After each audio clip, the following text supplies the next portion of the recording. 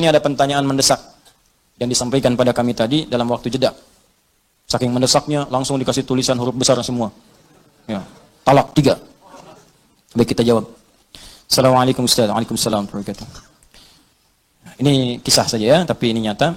Suami saya mengatakan talak 1 kepada saya pada saat emosi. Lelah setelah pulang kerja. Ya lelah sih lelah, tapi kan nggak harus bilang talak.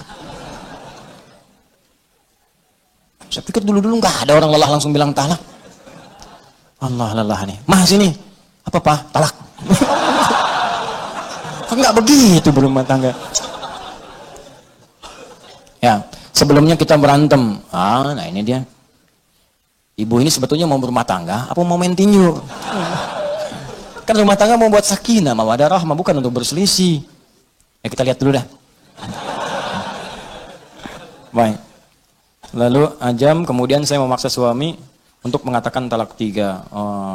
Di suami pulang lelah, sebelumnya berselisih, kemudian baik, setelah itu saya mengatakan talak mungkin karena kesal. Lalu 2 jam kemudian setelah berselisih, 2 jam kemudian saya memaksa suami, istrinya paksa suami untuk mengatakan talak 3. Baik. Dan suami saya mengatakan talak 3 dalam keadaan emosi dan tertekan. Setelah membaik, kami menyesal. Suami berkata tidak ada niat untuk mentalak 3. Itu terjadi atas dasar tekanan dan paksaan dari istri. Baik, pertanyaan, sudah berapakah talak yang jatuh kepada saya? Baik. Jika suami mentalak saya 2 kali, padahal belum ada rujuk sama sekali. Baik. Tolong dijawab ya Ustadz dengan jelas agar saya paham dan memperbaiki rumah tangga. Jazakumullah khair. Saya senang dengan kalimat terakhir. Saya senang sekali. Ya, saya senang dengan pertanyaan ini karena ketika pertanyaan ini ditanyakan, diajukan, itu tandanya Anda memang ingin berislah. Ingin mendapat kebaikan dari Allah. Itu yang paling baik. Ada Al-Quran di surah keempat, ya, surah An-Nisa ayat 35. Fa in khiftum shiqaqa bainahuma fab'athu hakaman min ahli wa hakaman min ahliha. In yurida islaha yuwaffiqillahu bainahuma. Yang bertanya ini, yang menyampaikan pada kami, buka Quran surah keempat An-Nisa ayat 35, paling kiri di pertengahan. Allah menyampaikan jika dalam rumah tangga kalian khawatir ada perdebatan yang nggak bisa diselesaikan, sehingga berdampak pada perpecah belahnya rumah tangga. Maka kalau nggak bisa menyelesaikan sendiri, maka undang atau tanyakan pada orang bijak, hakaman. Orang bijak, orang paham hukum, orang bisa memberikan solusi. Bukan curhat pada orang yang menambah masalah. Awas, ini rumus di rumah tangga kalau sedang punya masalah, ibu khususnya, jangan curhat pada orang yang bisa menambah persoalan. Cari orang yang bisa memberikan solusi, boleh cerita. Boleh cerita, tapi bukan pada orang bisa hanya berbagi cerita pada orang lain, apalagi media sosial. Hati-hati, cuma ditulis bikin status. Kamu tidak seperti aku kira. Tuliskan. Tungguin komen, itu cuma nyebar sendiri. Nanti begitu masalah selesai, nggak bisa diralat. Tungguin komen, datang-datang celing maghrib ada. Kunaon ece, kenapa gitu? Kan nggak lucu. Baik, teruskan ke sini. Balik ke sini. Kemudian kalau sudah seperti itu, lihat kalimatnya in yurida islaha yuwaffiqillahu bainahuma. Jika keduanya ingin islah, memperbaiki, ingin lebih baik lagi, ingin lebih mulia lagi, ingin Allah ridha, maka Allah akan berikan petunjuk kepada keduanya untuk memperbaiki keadaan rumah tangganya. Maka syarat yang pertama sebelum saya jawab ini pada yang bertanya, niatkanlah untuk memperbaiki diri dulu. Jangan sekedar mendapatkan jawaban. Kalau sudah niatnya benar, ingin mendapatkan ridha Allah, ingin memperbaiki, insya Allah akan lebih mudah jalannya untuk diperbaiki dan untuk mendapatkan kenikmatan lebih baik dibanding dengan hari-hari sebelumnya yang telah dilalui. Nah, maka baru kita bicara kepada hukum. Ini dulu perbaiki niat. Kalau niatnya benar kata Allah, saya akan beri jalan supaya rumah tangganya lebih indah, lebih nyaman, lebih samara dibandingkan persoalan-persoalan sebelumnya. Baik. Maka hukumnya yang pertama apa? Yang pertama, talak itu tidak bisa dijatuhkan seketika, punya nilai lebih daripada 1. Itu punya jeda, punya interval. Misalnya kalau dijatuhkan, misal keluar dari kalimat seorang suami, saya talak kamu saat ini. Mau diucapkan saya talak 10 kali, saya talak 3 kali, saya talak sepanjang gunung, saya talak misalnya dari Sabang sampai Merauke, ya, saya talak seluas samudra, tetap jatuhnya 1. Jatuhnya 1. Kapan 1 itu kemudian prosesnya? Thalatha quru, 3 kali masa suci. Ditalak dalam keadaan suci misalnya, ya, kemudian dia haid sekali. Yang kedua lagi, haid lagi. Yang ketiga, kemudian haid lagi. Suci pada yang ketiga kali. Baru itu batas terakhirnya. Nah, talak ketika diberikan ini, yang pertama disebut talak raj'i. Raj'i itu dari kata ruju', berpeluang balik.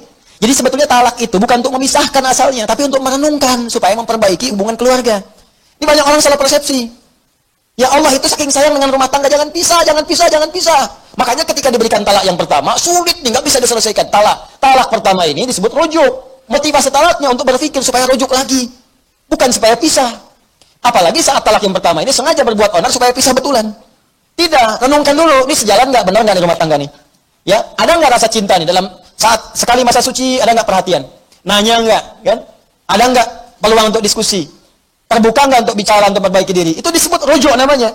Kalau dalam masa itu tiba-tiba ada ungkapan, maaf, aku rasanya berbuat banyak kesalahan kemarin. Atau ada rasa rindu, tiba-tiba nggak keluar kata-kata itu, tiba-tiba malamnya berhubungan misalnya. Dengan berhubungan itu selesai, nggak ada akad, nggak ada macam-macam, talaknya nggak berlaku lagi, selesai di situ. Ya talak pertamanya selesai dan rujuk dia di situ. Ya cukup dengan mengucapkan misalnya kita rujuk lagi atau tanpa kalimat itu cuma berhubungan malam harinya. Begitu berhubungan selesai. Ini memang agak unik, katanya kesal tapi berhubungan, kan? Itu tandanya masih sayang. Ya tanda sayang, ada tanda cinta, sudah begitu berhubungan selesai, talaknya selesai, tuntas, rujuk lagi. Rujuk nggak berlaku talak. Paham ya?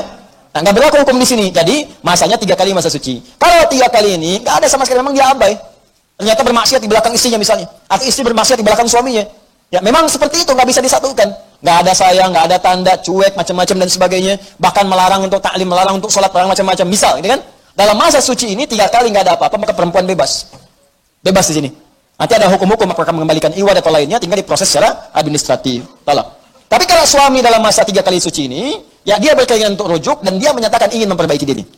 Makanya kalau ada hal seperti itu, boleh undang orang tuanya, atau paman, atau orang bijak, atau ustadz, minta mediasi. Apa yang kurang-kurang, pertemukan. Dan berniat memperbaiki. Kata Allah, kalau niat memperbaiki, saya bimbing. Tapi kalau semua merasa benar, dan merasa sempurna, nggak akan pernah selesai. Ingat ya, di rumah tangga itu pasti dua-duanya punya kekurangan, karena manusia. Yang sempurna itu cuma malaikat. Sering katakan itu. Quran surah ke-66 ayat ke-6. La ya'sunallaha ma amarahum wa yaf'aluna ma yu'marun. Malaikat itu sempurna, enggak kenal maksiat. Malaikat makhluk benar, enggak kenal salah. Setan makhluk salah, enggak kenal benar. Kita ini manusia, malaikat bukan, setan never. Ya, enggak pernah jadi setan, enggak akan pernah kita mau jadi setan, bukan malaikat. Karena itu kalau salah memang manusia, dan itu menandakan bukan malaikat, makanya kita salah. Untuk membedakan kita dengan setan, kita tobat, setan enggak tobat. Itu aja tandanya.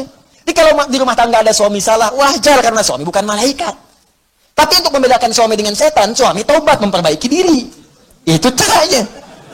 Istri salah, wajar ya, bukan malaikat. Mau dituntut sempurna, nggak akan mungkin. Kalau pengennya nikah sama malaikat sana. Tapi malaikat nggak punya hasrat, nggak ada nafsu, nggak ada macam-macam. Tugas itu sempurna, selesai. Ya, wa yaf'aluna ma yu'marun, nggak ada fungsinya kaitan dengan hasrat seksual dan sebagainya, nggak ada, kosong. Ya, makanya kalau istri berbuat salah, ya itu tandanya manusia. Masya Allah mama, manusia seutuhnya. Oh, Masya Allah. Kok Bapak tahu? Barusan salah. Ya, tapi untuk membedakan perempuan dengan setan, ketika salah, maka dia bertobat. Setan tidak. Gampang sebetulnya. Nah ini suami dengan istri kalau ada salah, merenung. Oh mungkin dari kesalahan ini, Allah ingin menyempurnakan sifat-sifat kemuliaan kita untuk belajar lebih baik lagi. Kadang-kadang kan kenikmatan itu lahir setelah ada kesulitan-kesulitan. Coba antum kan, lari-lari capek kan. Oh, aduh kasih teh tubruk aja. Teh tubruk tuh, teh tubrukin, air tubrukin sama teh kan. Jadi tuh, kasih gula dikit yang biasanya nggak minum, jadi enak tuh minum. Enak. Biasanya pengen ini, pengen itu, kasih air putih aja enak, luar biasa. Ya enak itu, kenapa? Karena ada keletihan, setelah itu mendapatkan kenikmatan. Makanya yusrun lahir setelah ada usrun. Inna ma'al usri yusra. Di rumah tangga tuh kalau udah ribut, setelah itu senyum, oh jadi enak senyumnya itu. Nikmat, jadi canda, jadi macam-macam dan sebagainya.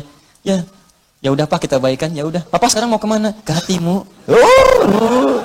Udah itu enak aja, dul. Ya. Nah, jadi seperti itulah ya. Jadi wajar kalau ada persoalan. Yang kedua, jangan sembarangan mengucapkan kalimat-kalimat seperti ini. Karena ada 3 hal.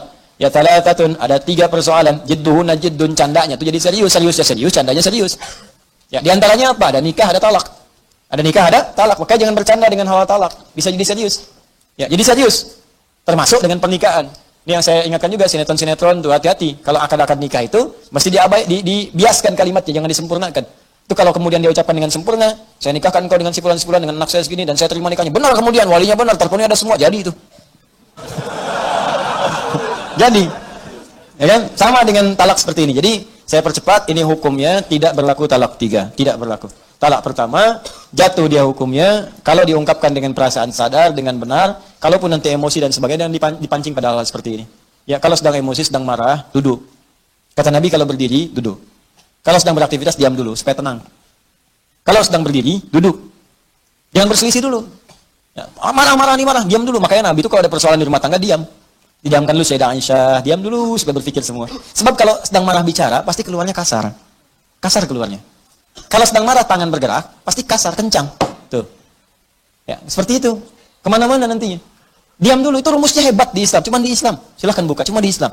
Cek di setiap keadaan, setiap kepercayaan, nggak ada kaidah-kaidah itu. Ini urusan-urusan kaidah ya, dan urusan nilai. Silahkan. Sedang berdiri, duduk. Sedang duduk, berbaring. Tiduran dulu aja, supaya lebih tenang dulu. Ya, kalau belum mampu juga wudu. Ya, amarah itu kan api itu setan, padamkan dengan air. Wudu, tenang gitu. Ya, jelas ya? Ya, bukan dengan pohon sengon, wudu.